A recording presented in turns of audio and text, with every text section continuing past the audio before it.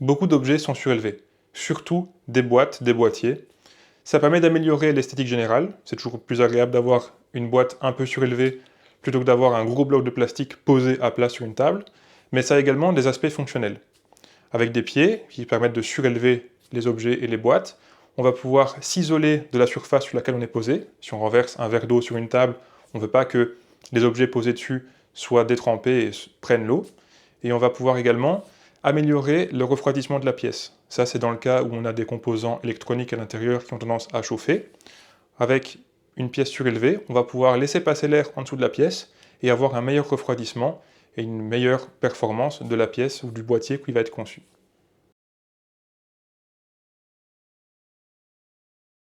Bonjour à tous, je vous souhaite la bienvenue sur ma chaîne YouTube. Moi c'est Hugo, je fais de l'impression 3D depuis 2017 et de la modélisation 3D depuis 2020. Aujourd'hui je fais des vidéos pour partager tout ce que j'ai appris durant ces années. Si ces vidéos vous plaisent, n'hésitez pas à laisser un commentaire et à vous abonner.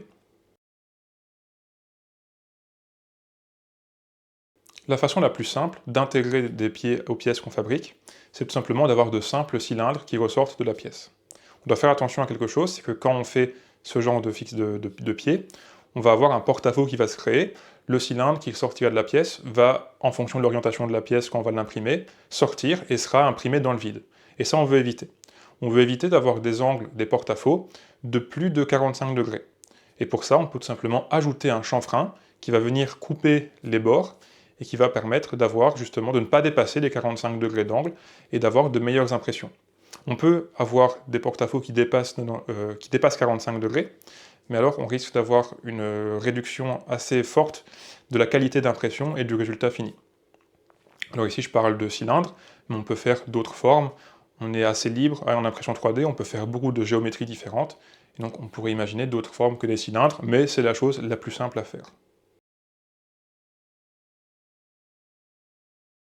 On peut faire différentes formes de pieds assez classiques, mais comme on a toute la liberté de l'impression 3D, qu'on a une grande liberté en termes de géométrie, qu'on peut faire beaucoup de choses, on va pouvoir en profiter pour faire des pieds qui sont plus fonctionnels.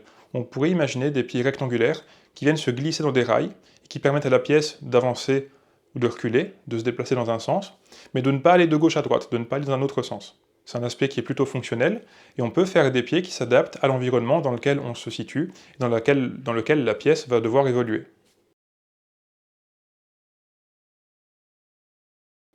Avec ces deux types de pieds qui sont directement imprimés avec la pièce, on va avoir parfois un problème, c'est que on va imprimer en PLA, en ABS, en PETG, dans des matières assez classiques, mais ces matières, elles n'ont pas une grande friction. Et donc ces pieds, oui, vont pouvoir isoler la pièce de la table ou du sol, elles vont pouvoir améliorer éventuellement les performances thermiques en laissant passer l'air en dessous, mais elles ne vont pas être antidérapantes. Si on veut des pieds antidérapants, on va devoir venir coller nous-mêmes des pieds en caoutchouc qui sont peu chers et facilement trouvables en dessous de la pièce. Et pour aider dans ce processus de fixation de ces pieds en caoutchouc qui sont collés, on peut faire des pieds cylindriques inversés, qui sont en fait des inserts qui vont venir rentrer dans la pièce et qui serviront de guide et d'emplacement pour venir insérer ces pieds en caoutchouc. Ça va également permettre de venir ajuster la hauteur de la pièce en fonction de la hauteur des pieds en caoutchouc. On va pouvoir rentrer plus ou moins profondément dans la pièce et donc définir sa hauteur quand elle sera posée. Ici aussi, on doit faire attention aux porte-à-faux qui seront également présents à l'intérieur de la pièce, et donc c'est une bonne chose d'ici aussi ajouter des chanfreins. En conclusion, je me répète, mais on doit vraiment faire attention aux porte-à-faux, c'est le plus important ici, et ajouter des chanfreins là où les porte-à-faux dépassent 45 degrés. Comme je l'ai dit, on peut aller au-delà de 45 degrés, mais on va avoir une réduction de la qualité d'impression, et donc ça c'est à vous de voir si ça correspond ou si c'est problématique pour la pièce. N'hésitez pas à utiliser toute la liberté qu'offre l'impression 3D, toute la liberté qu'elle offre en termes de géométrie, de forme et de ce qu'on peut faire au niveau des pièces. En général, ça n'apporte pas de coûts supplémentaires, et donc ce serait dommage de ne pas en profiter.